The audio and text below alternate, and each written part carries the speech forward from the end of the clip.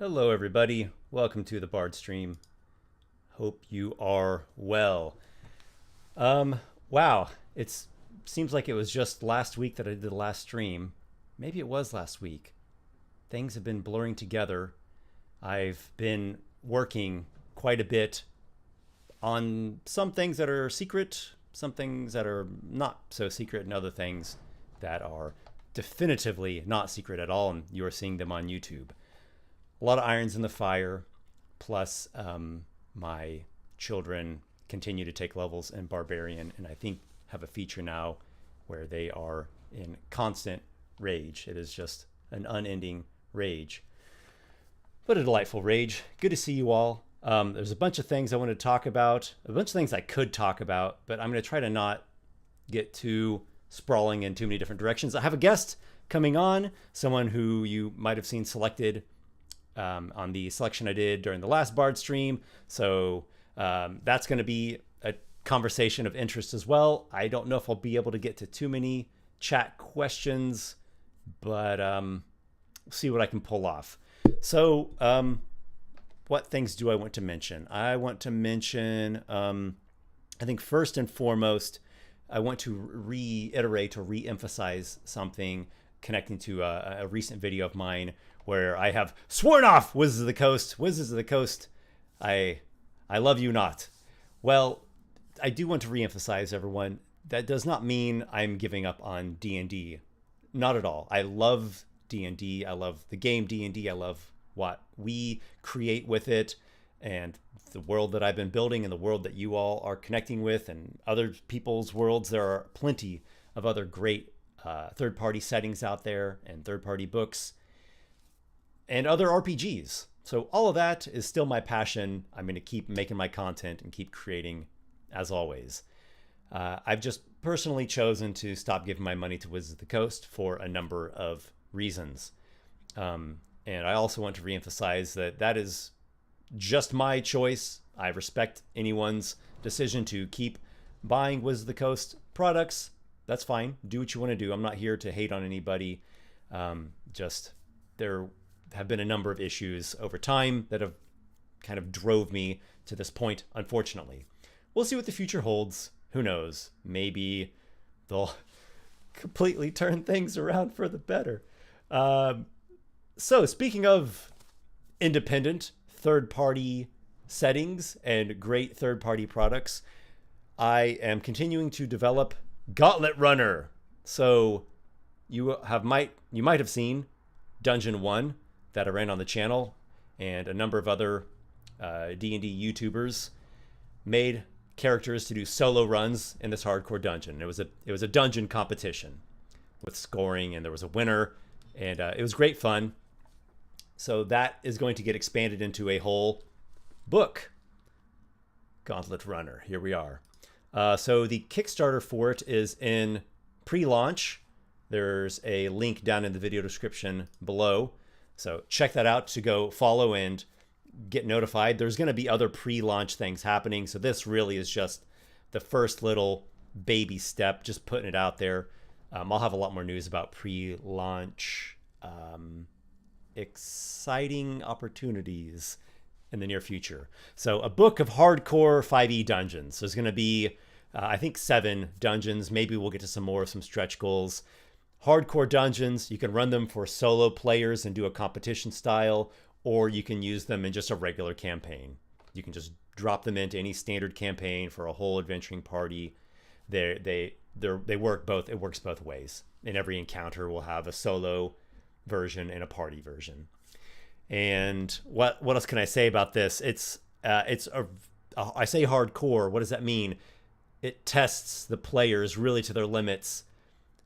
Not just in combat encounters, not just how can you build a really cool character or a really strong character, but creative thinking, clever thinking, problem solving.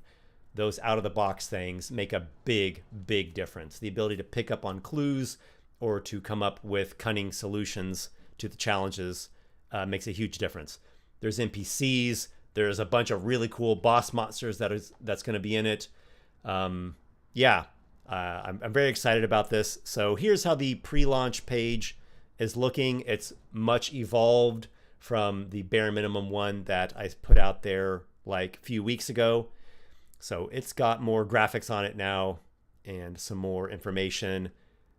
I'm so excited to get these boss monsters rolling. I've got some really, really interesting ideas.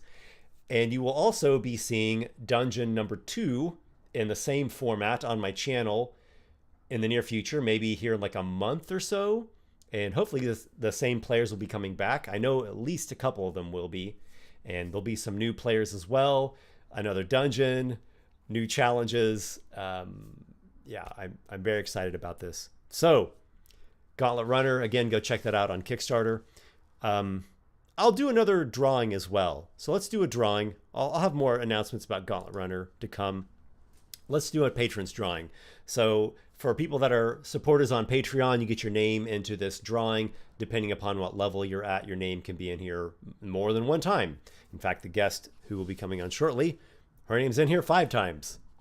She could win again.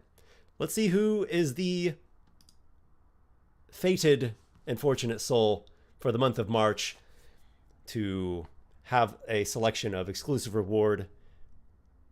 We are going with Margot. All right. Very happy to see Margot. I have not personally met Margot, but I've seen the name for quite a while now as a supporter for a number of months. So very happy to see. Congratulations, Margot. I'll be contacting you shortly, and you can give me a concept for a monster or an NPC, and I'll flesh that out and make a stat block and lore and everything, put it in the upcoming newsletter, or we can do a private chat, or you can appear as a guest on the Bardstream, or I'm pretty much open to anything. Sometimes guests have a unique custom request. And then the second winner for the month of March is Tim Yoder. Congratulations, Tim. Thank you both, Tim and Margot, for your fantastic support. And speaking of support, I think I'm going to bring on the guest for the stream. Hello, Shayla. Hi. Hi, welcome, welcome. Thanks for coming on. Thanks for agreeing to put yourself in front of the world and, have everybody tell you just how amazing your comments are or how you're wrong about everything. So welcome to YouTube. The internet. Yeah, welcome. So you've been on my Patreon for a while, showing support for a while, and we were chatting before the stream, and it sounds like you've been watching the videos for a while as well. So yeah, again, I appreciate that very much. Yeah, thanks. It's just your videos are just delightful. I love all the different types. Like the variety is great. Seeing all the different takes on things. Yeah, variety is a common theme, we could say. I part of it is just because lots of different things inspire me. Just kind of any game or music or book, movie, conversation I have with someone, dream I had, random thing I saw in public, who knows? It could be kind of anything. And so I would probably be very bored and make kind of boring videos if I had to do the same thing over and over again. Yeah. They like to harp on how doing the same thing is best for, rankings or whatever, but it gets so boring. Yeah, well, for the creator and the watcher. One thing a problem I came across with doing a lot of ranking style videos a few years ago was, well, there's kind of 2 problems related to those. One is that the watchers, they don't really connect with me, and I don't really connect with them. I mean, I to a degree, but it's almost sort of a commodity, right? It's like, give me that service that I want. And I mean, there's not really anything wrong with that. There are plenty of services that we need, but it's not as fulfilling or even as interesting or as cool to just be a commodity or a service than it is to be like an actual person that other people are Yeah. connecting with. Yeah. And Gotta put your face out there instead of yeah, just for a while I pictures. was, as weird as this is going to sound, I was kind of uncomfortable with that. I could narrate and I could like do D&D sessions, like I would kind of Hmm. be in my element game mastering, but actually just like me on camera, that it took a while. I still think I'm not fully um, in my groove with that. I still feel kind of awkward when I hit record, but getting better. Yeah. The other problem, aside from just not connecting as much with the actual people who watch, is that the there's something on the like on a long term scale to be said about staying as like close to your heart as possible. Hmm. um I feel like if I were to keep doing like ranking type things, a lot of that eventually I would, I don't know if I'd get burnt out or Yeah. the flame would kind of die down. But if I can stay more like, oh, either here's something that's really inspiring me, or here's something that people are like interested and they want to, they want to have a conversation about it or a kind of discussion about it. It has like, there's a long term, like ever renewing quality to doing it that way, as opposed to getting stuck in this one Yeah. repetitive, super niche type thing. Cycle. Yeah. Yeah, yeah. So I know there's a couple potential topics that Hmm. we talked about. What's most sparking in you presently? Yeah. I love the books you've put out and the like classes that you've created in like the Emporium with the Paragon and in the Monstrous Heroes books. Um, and I've struggled a lot trying to create classes because I've had ideas, but all my knowledge is like, well, let's try and pull a little bit from this and a little bit from that and just like mishmash it together. And it never Mm-hmm. quite comes out what I want it to be. Yeah, it's hard making classes. Mm-hmm. I, as you know, create a bunch of RPG stuff. I'm kind of always creating. Of all the things that you could create, I'd say making a class is probably the hardest thing. I mean, I guess you could say making a whole RPG system is the hardest thing. All right, so sure, like creating the whole entire mechanical structure. Okay, but aside from making your own whole game, Mm-hmm. a class by far has been the most challenging and complex thing. Okay, how many have you made? Could you quantify it? uh, Two maybe. Just a few? I Okay. it's so get I would get so frustrated that I would just give up.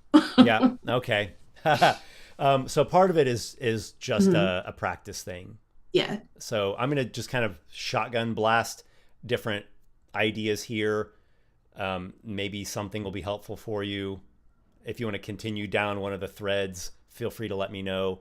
So that's kind of where I would start though, is just no real secret to it, no mystery, just kind of dumb, plain and simple. Takes time to develop, to Hmm. develop the skill, to practice it, to get better at it. So the as the sooner you can just embrace the suck, the better, and just accept, okay, my classes are going to be not good for a while, and just keep making them, just keep going, Hmm. just keep, don't get discouraged or think like, oh, they're forever going to suck, because they won't. You'll get better, because you'll get better at it, any skill that you practice. So that's, I think, a good, very practical starting point, is just give yourself permission to make lousy classes that like explode the first round of combat. You're like, oh god, no, my whole car just caught on fire when I turned the engine on. And just do that. Just make, I don't know, as many as is reasonable for you, and just kind of get them out there. Just kind of open the valve and give yourself permission to, frolic in the meadow, even if it's like goofy and dorky. So that's going to help. And part of that's a practice thing, and you'll get better with practice. And part of it's a personal thing of just kind of getting over that. Oh, I have to make amazing. I can only make amazing things. No, you don't. You can make things that aren't amazing and have fun doing it and enjoy the learning process and the adventure of it, because it's an adventure. Mm-hmm. Have you had other people play them or play test them or interact? No, it's mostly was a thought experiment. We never. I have a couple groups that I play with here locally, one locally and one virtually. And we kept having a bunch of false starts. So with the campaign itself or with your classes? With the campaign itself, like we would get all ready, and then we're adults, life happens. And so then hiatus and whatnot. So it's more been I'm gonna do X, Y, and Z today. Experiment. No. Exactly. Yeah, the last 5 years have been interesting. So okay. So at the moment, your few classes are just my babies in my notebook, my precious. Okay. Mm-hmm. I do understand that they might be near and dear to you, and they might be precious to you, and that's kind of that way with any creative endeavor, especially when someone's early in some new whatever art form or new skill or something. Mm-hmm. There's this sense of like, oh, my precious, beautiful first child, my beloved one, and I got to make it so great, and I can't show it to anybody until it is great. And if you can get over that, and that's not to say that your doodlings and your scribblings are not valuable in their own way, but there's different kinds of ways in which something can be valuable. Everything has its role to play in the bigger picture, in the grand scheme. And for a little while, your first classes, just like your first campaigns and adventures you would run as a game master, they're going to be kind of shaky, kind of janky, kind of, there'll be some issues and some nuts and bolts and wheels falling off. And just accept that, and give yourself permission to not make perfect things, and you'll find that helps. You'll kind of like, okay, a little bit of the pressure off. There's this weird pressure that creatives can feel, and I don't know if you would describe yourself as a creative. Yeah. Okay. So creatives, artistic types, there's this weird pressure of like, oh, you have to be like a top selling musician, or like a traditionally published author, or a game that made $1 million on Kickstarter, or a painting that's in a gallery. There's this kind of weird perception that happens, and it's quite unfair, because people don't do that to other areas of life and society. It's not like my dad was talking about how he was doing some yard work and struggling with it. No one would be like, so like, when are you starting your logging company? Like, what's the deal? Or I'm going to go play some basketball. So when are you trying out for the NBA? So for some reason, the push to make it a professional thing instead of a hobby thing. Yeah. And I'm not quite sure why that is. It might be because the creative endeavors are a strange, what do I want to call it, realm, in the sense that anyone can do it. Like, the bar for entry is as low as it gets. Like, the kids can do a drawing, and anyone can write a story or make a game, and the kids make up games all the time. So it's kind of like anyone can do it. And therefore there's this kind of like, oh, kind of hard to take it serious. And at the same time, like the top movies and games and books and like actors and movies and like the top arts are like ridiculously successful, both in terms of like financial success and in terms of like cultural impact or impact in people's lives. And those creatives are like sometimes pedestalized, Mm-hmm. or even if not pedestalized, there's a kind of like, whoa, a kind of like wonder Yeah. Wonder about and it, awe. wonder and awe. So it's this weird realm of like anyone can do it, almost like childish and easy to get put down, and yet at the same time it's also like the greatest thing ever in life, and like the reason that it's even worth being alive to begin with. Mm-hmm. Like if there were no arts, if there were no creativity at all, it would just be like, what are we, just, you Mm-hmm. know, What would we do? yeah, we'd just be like animals, I guess, just Mm-hmm. eating, fighting, making babies. So, and I mean, eating, fighting, and making babies are amazing things, but I mean, I I Mm-hmm. I don't want to imagine a world without the arts. Okay, so Mm-hmm. all that is to say, make your bad classes and Mm-hmm. enjoy making your bad classes. Show them to other people. Tell other people about them. Play them in whatever way you can, in person or online. Just like do as any way that you can do stuff with them. Just go ahead and do it, and tell people whatever you want to tell them. Like, hey, help me playtest this, or would you like to check out this thing I made? Okay. Um, I think that's a good starting place. From there, uh, what? So there's a couple things I could say, but let me actually check the like Mm-hmm. what happens next in your thought process from here. Like, there's some snag that you're coming across, or some hurdle. Like, what's the point where it's like, I'm feeling pain in this step of the Just process? trying to figure out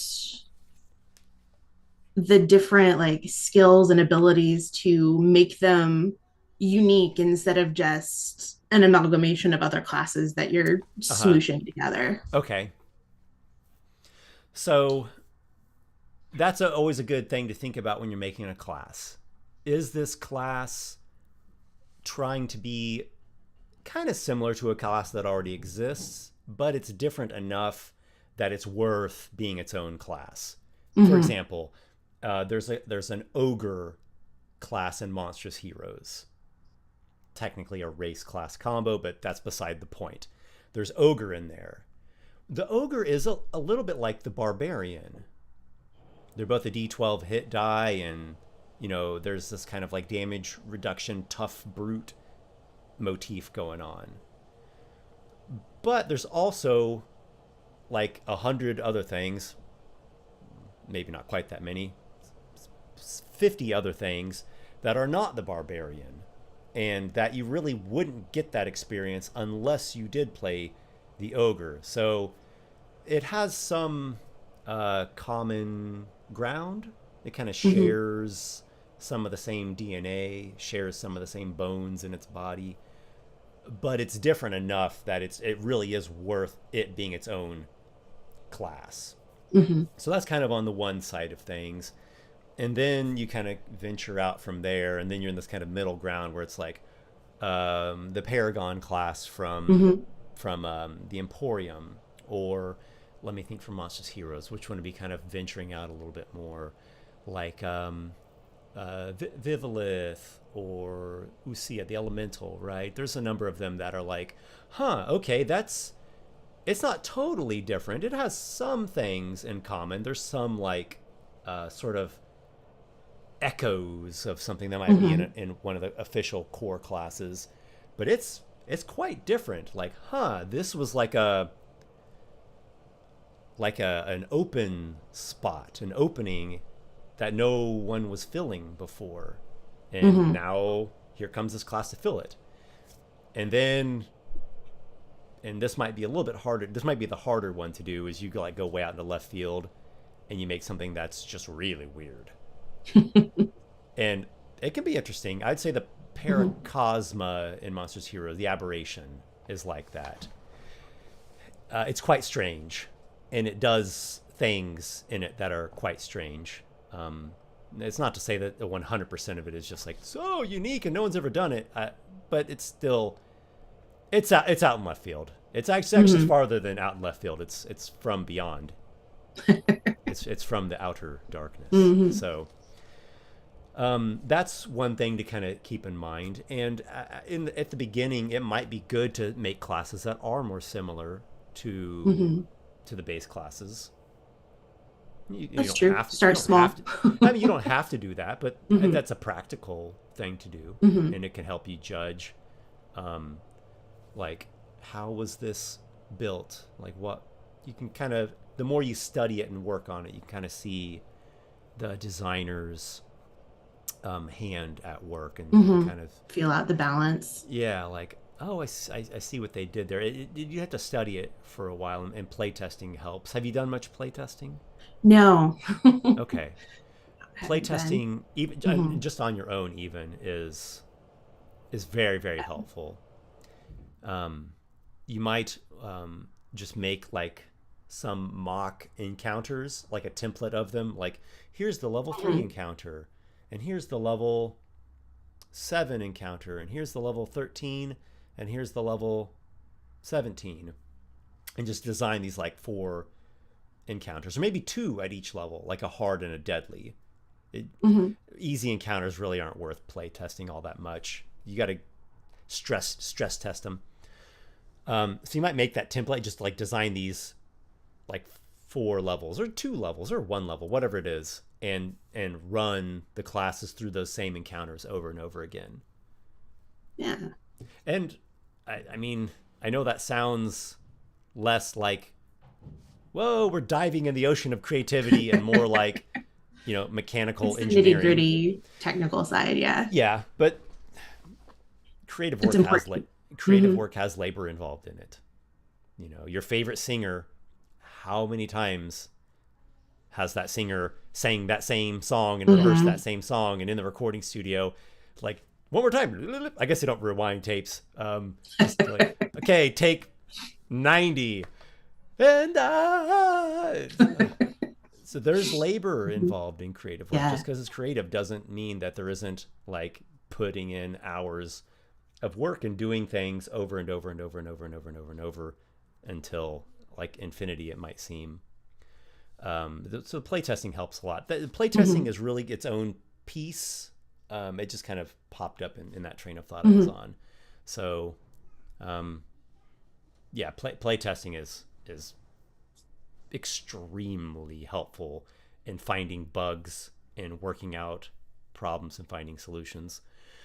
Okay, let me try to get my train of thought back on. So, building classes that are, somewhat similar to existing ones, or ones that are a little more different, and you've like identified a opening or a lack. Like, there's no merchant class in 5e. Like, whoa, that's the background. Well, shut up. It could be a regular class too. You could find unique ways to use items in the middle of combat. Pull out some item and there's a unique function to it suddenly. Or the weird, right? Familiar and weird, and then in the middle's the balance. So that's always good to think about. What's your approach going to be on this class? And then turn the page, a whole new thread in this big topic, which I think is as important as any of the other ones. It's just as important as any of the other ones. It's just going to be your inspiration. There's this ideal, I guess, that we kind of chase after when we're designing things of, in my imagination, or the idea that I have, there exists this this class. It could be anything, but we're talking about D&D classes, right? There Mm-hmm. exists this D&D class, and whoa, it looks so cool. And the mechanics need to express that or capture that. The mechanic needs to function or feel like how the image of the thing is in my mind. Like ogre. Oh, they're very hungry. They eat a lot. How about a mechanic for that? How about the ogre eats enough, you get temporary hit points? Okay, well, that's a simple thing you could do. It's not overly complicated. And, you know, it gives an incentive for the player to do ogreish things. Don't just kill the goblins, eat their brains. Well, probably eat the whole goblin. Mm-hmm. And then now your ogre is feeling a little bit more invigorated. I think of another example. The Arborean, the plant class. Plants, growing, leaves, berries, herbs. Well, that needs to get expressed in there. I need to make mechanics that have to do with things growing and plants growing. And, well, maybe you can even grow these little herbs off of your body and use them to heal yourself or to overcome a poison or something. And so the inspiration piece and the like the bridge between the art and the mechanic, that's so important. Tell me one of your class ideas. Well, so, and I have since seen several different homebrews for this, but none of them quite capture what I was trying to do. But I was looking at building a necrobotanist. So, like, necromancer and plants instead of creatures, or combining the two, bones and vines, or with potentially breakoffs to different regions, like say Underdark or forest or plains type. Okay, like specifics. Different environments. Yeah. Okay. The Underdark subclass is like fungus. Yeah, fungus, or the creatures specific to down there, as well as the fungi. So okay. All right, so necrobotanist, is that the actual name of it? Yeah, that's what I was calling it. Necrobotanist. Okay. Have you thought of any other names for it? No. Okay. It's clear. It's a clear name. How does it feel to you? Does it feel like fantasy world? Enter the mists of myth. Kind of. The botanist obviously gets a little sciencey. So that could be something, a side of it, to be workshopped. Also playing with other languages, perhaps, instead of pulling from Latin. I think that's Latin for necro. Yeah. But Yeah. so okay, that's something to think about. The names of things, the words. I think about it a lot. I'm also like a word geek to the max. I'm just obsessed with words. Yeah. But names, I think is something that's. I think names really have power to them. There's something about the naming of things, and when you hear names, and not even just like proper names, like a person's name, but a name of anything, like the name of an object. Words, they always like evoke something, some feeling or some image in your mind. There's idea. Yeah. There's these associated things. It's more than just letters on a page. So, yeah, necrobotanist does feel a bit sciencey, and nothing's immediately just like sprouting out of my imagination. But I mean, you could spend some time playing with that and mess around with that. Something I like to do quite a bit is there's a few things. One would be like random image generators that like generate photographs. Like I just Google random image generator, and it's on the random word generator website. Do you know it? Okay, I love that because they're very interesting photographs, and it always makes me think of something. Even if I don't use whatever's in there, it can like get gears turning. Hmm. Another thing is websites of like obscure words. There's Love this those. website called Frontistery. Hmm.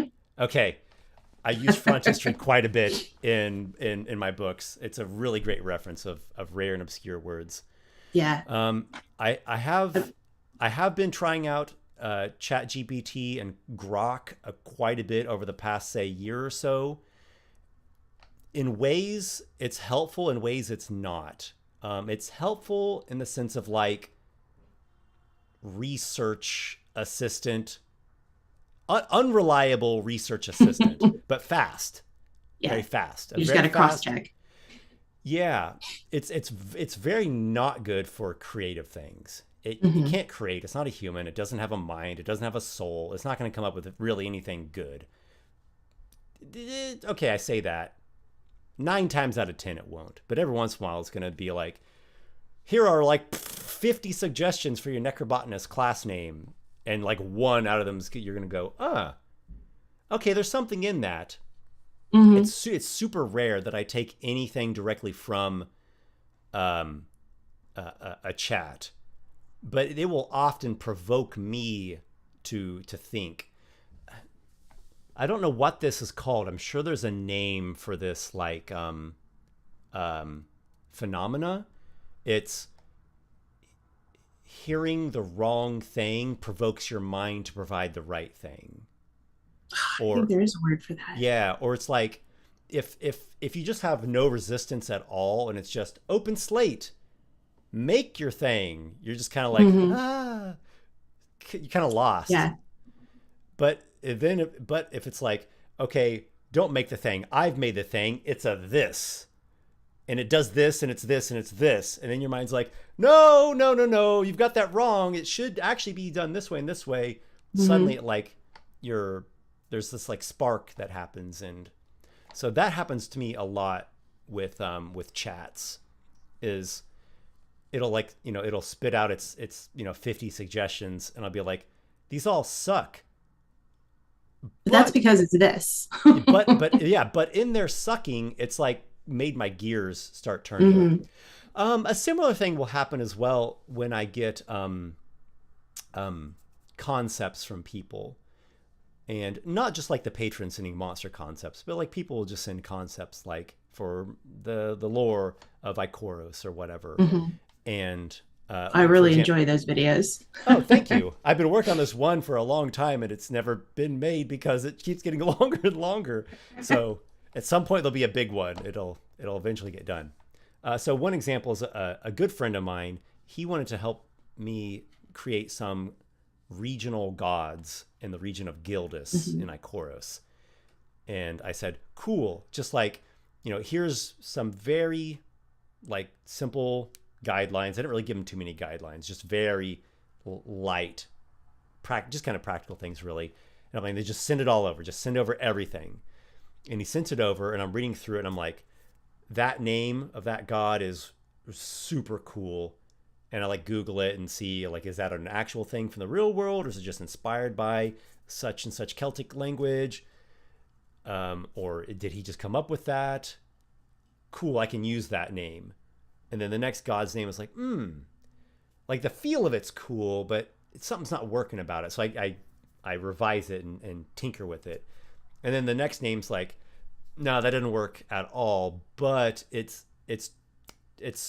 kind of starting the gears turning in my mind that Hmm. leads to me coming up with a name that doesn't resemble the name that he provided, but still that was the trigger or the catalyst that led to me think of that. And the same could be for like, this is the god's, domains, or this is the god's Hmm.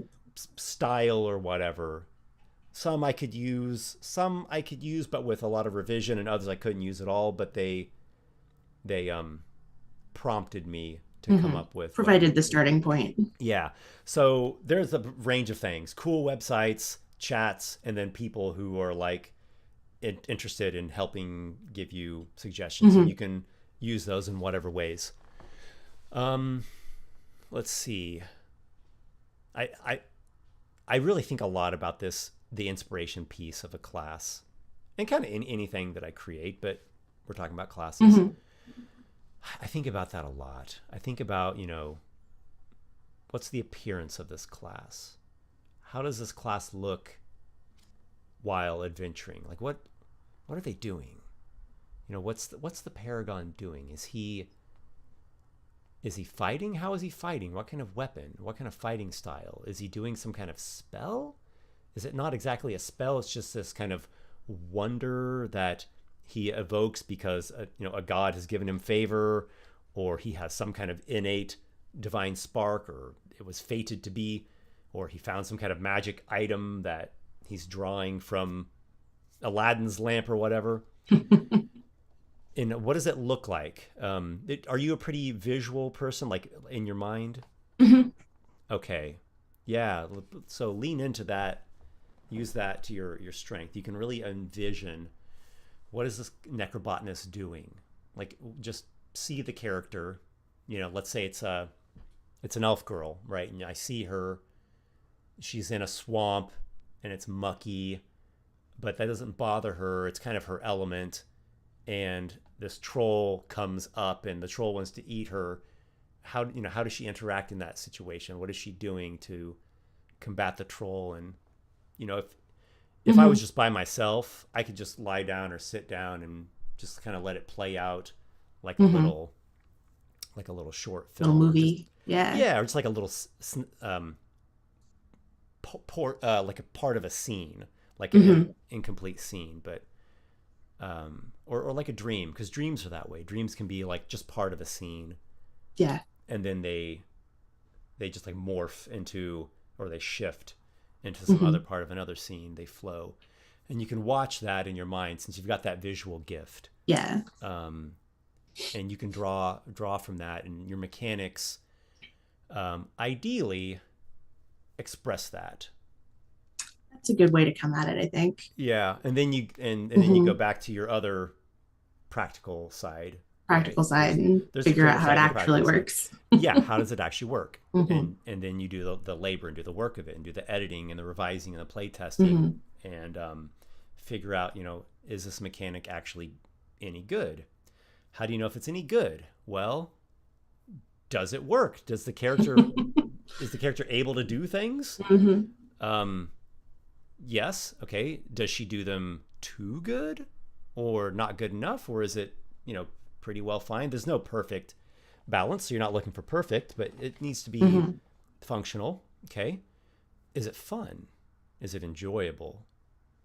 Because some things can be functional or even strong, but they're not really very fun.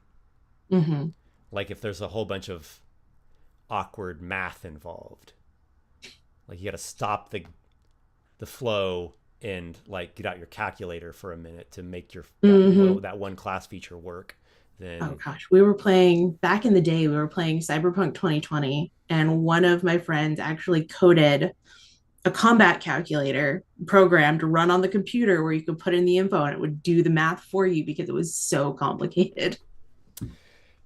Yeah, I had to do something kind of like that with this mass combat system. I'm going to use that word very loosely for the battle of oh my gosh, in Mirrormorn, when the giants were coming in off the Sea of Lava, the battle of Helm's Deep. No. That's where my brain went. there's Helm or Helm Hold. Anyhow, so that like big, like massive gate on the obsidian cliffs that holds out the Sea of Lava. There was this mass combat battle with like the giants ships arriving and then all the defenders and like the mass squads. And I came up with this whole mass combat system, but I had to do this like complicated Excel spreadsheet because it was just so complicated. And numbers wise, it functioned and it worked, but playing it out was tedious. And I to this day, I'm sorry if anyone's listening who played in that session, guys, I'm sorry. Okay. We got through it. The memory of it in our mind, I think, is pretty cool because we remember this like epic battle, this siege, But I think during the actual session playing it, the guys were probably like, dude, what the hell are you doing here? Like, I want to play some D&D and do D&D stuff.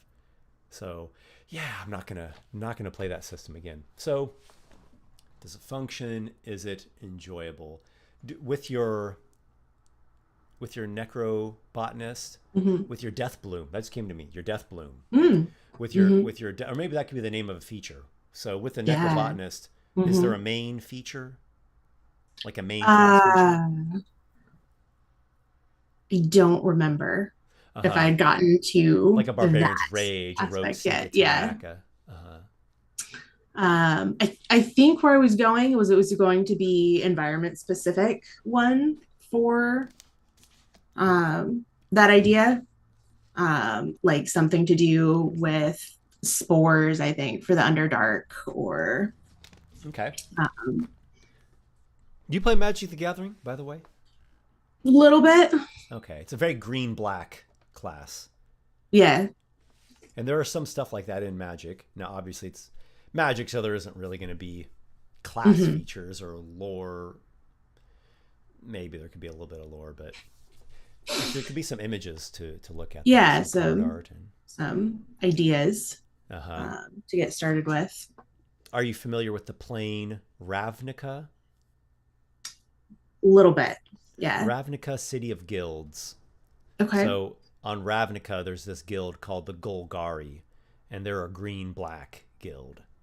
So they've got undead, and they've got plants, and they've got undead shambling half plant, half fungus things, and Okay. their layers are down underground, and they kind of like tend the sewers of Hmm. Ravnica, but they've got other just kind of underground ruins and roots, um, swamp necropolis type um, domains of their own. So it might be worth it. Hmm. Just scroll Worth around looking on at some, least. Yeah. yeah, scroll around on some Golgari cards from Ravnica, and something might inspire you there. So yeah, so uh, that's a good place to start with finding that balance of feature that helps my character function and do things in combat or exploration or utility or whatnot, and is fun. So if you can make your kind of key class feature good, that's a really good Hmm. um, cornerstone to erect the whole structure around. Around. Yeah. Uh huh. You're not remembering off the top of your head what the No, necrobotanist this feature is one was? I shelved a while back. It was one of the ones I was more invested in, but Uh-huh. Okay. definitely want to come back to it. Would you describe this class as a full-on spellcaster, a half spellcaster, uh, Probably a full caster. full-on caster? Okay. Hmm. All right. Was So the original idea at least. Half caster could be an interesting track to take it. mhm. But The full casters I find easier to design, the easiest to design because they have less class features, mhm, because they have so many spells and the spells have so much power. That kind of is their mhm, main class feature. And so your other class features, there aren't as many of them, and they may not have to do as much of the heavy lifting of the class mhm, because the full spell casting is doing that heavy lifting. And then the half caster is like a little bit more difficult to design, and then like the no spell warrior class, those are like the hardest ones mhm, ever, particularly because how do you come up with a bunch of stuff that and there's no magic involved with it, and then you start kind of like, you know, kind of blurring the line a little bit, like, okay, well, maybe this class doesn't cast spells, but there's a kind of magic, some kind of supernatural something at play here. It's not just only martial training, mhm. because there's only so much design space you have outside of Yeah. magic, and it's more complicated. Like the amount of lines you have to write to describe how something functions is bigger in non-magical things because you have to explain how this is working. Like, how is it in the middle of combat you can suddenly set up a trap? And how does that trap work? Like, just a mechanical trap. How does that actually work? And you have to like come up with all these explanations to get it to function. Whereas magic is just like, you cast a spell and it's magic and it works. It just appears. And when it's done, it just disappears. And you can't have a million of them because it's just your magic you get per day. So yeah, that's something to keep in mind. And you know, I'm a crazy man, and I made 17 classes in Monstrous Heroes. I don't know why I wanted to do that many. And I really had an emphasis on making non-spellcaster classes because there's a lot of spellcasters in D&D. And so there's only one full caster in that whole book. Out of the 17 classes, one is a full caster. And there's like 3 or half casters, 2 or 3 or half casters. And then the rest are like, okay, you get some spells at certain levels. They're kind of an innate thing, or you can take it like an optional subclass or an optional talent that gives you a few spells, but they're mostly not spell at all. And yeah, it took quite a lot.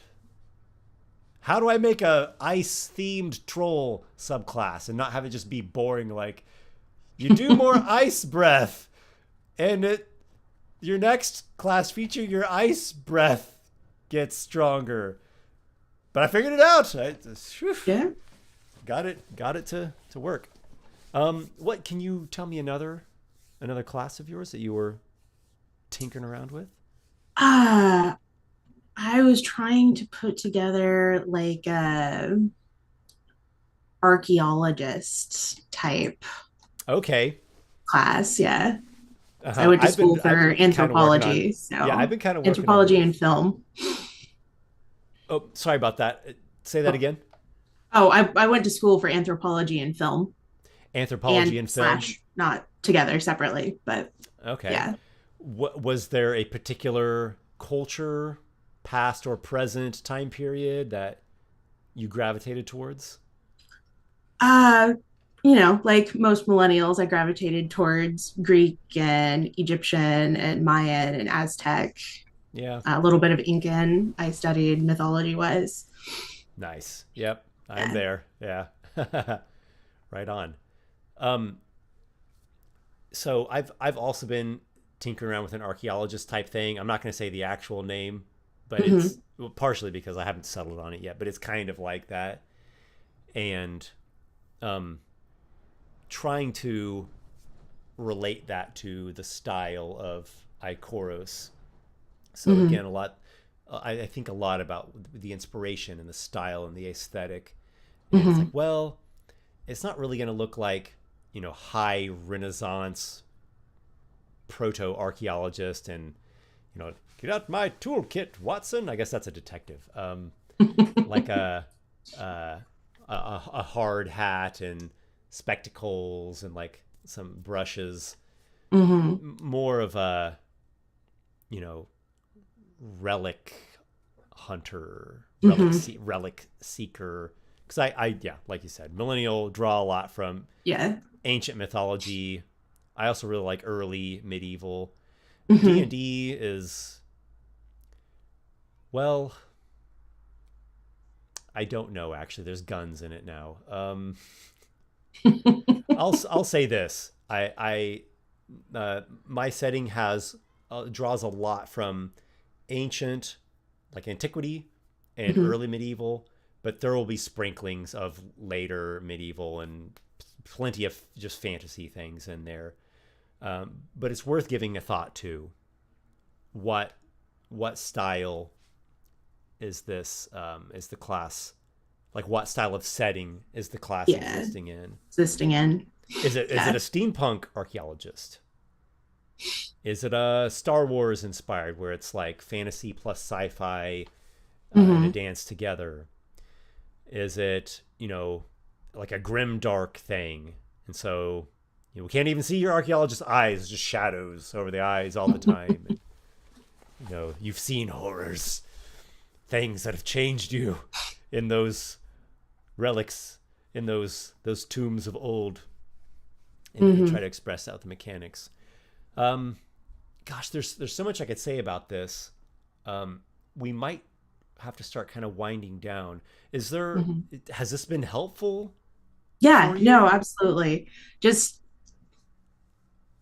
idea of where to start and pull inspiration wise and how to then flip that into mechanics. Like I hadn't quite put that together for myself yet. Uh-huh. So, but yeah, this has been great. Is there like a closing topic we could finish with? Is there another snag point or pain point where you're like, I can't grappling with this woolly mammoth here?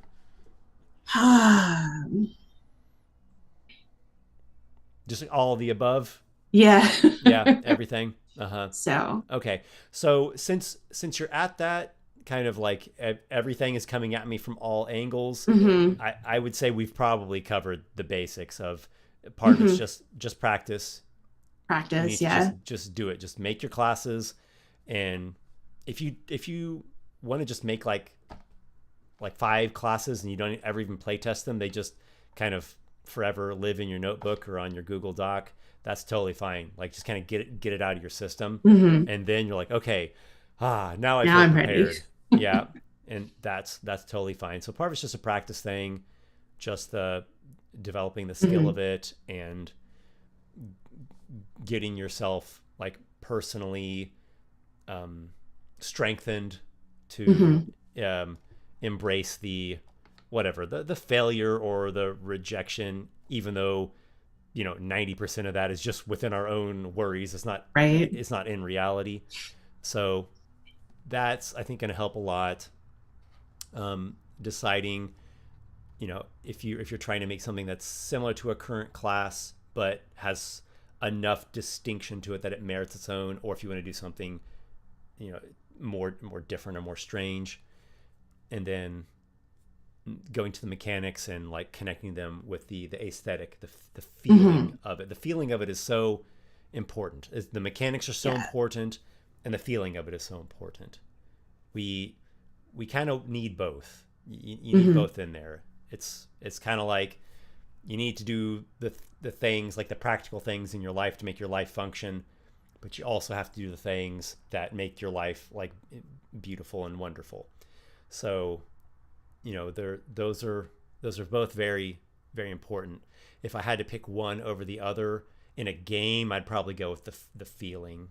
if Hmm. if I had to pick one, I'd say keep the mechanics simpler, as long as it's expressing the feeling or the aesthetic or the experience of what it is to be the ogre or to Hmm. be the dragon or to be the archaeologist or the death bloom. um, those are all of those pieces of the puzzle, I think, are going to help you get out of the um, kind of disorientation or hesitation, Yeah. and kind of get your feet with on the ground, and get some Hmm. forward movement going. Yeah. There's a lot I could say about this. This Big game topic. design game design is like endlessly fascinating for me. Okay, well, yeah, we'll wrap it up there. I think Yeah. that's a good ending spot. Once again, thank you for wanting to come on and talk about this, and for all your support as a Thanks for patron. having me. It was my pleasure. All right, everybody who's been following along and commenting, sorry I wasn't able to get to Q&As this time. Some other time. I'll do a dedicated live stream just for Q&A stuff. I probably owe it to you all. So until then, best wishes, and may your adventures be many.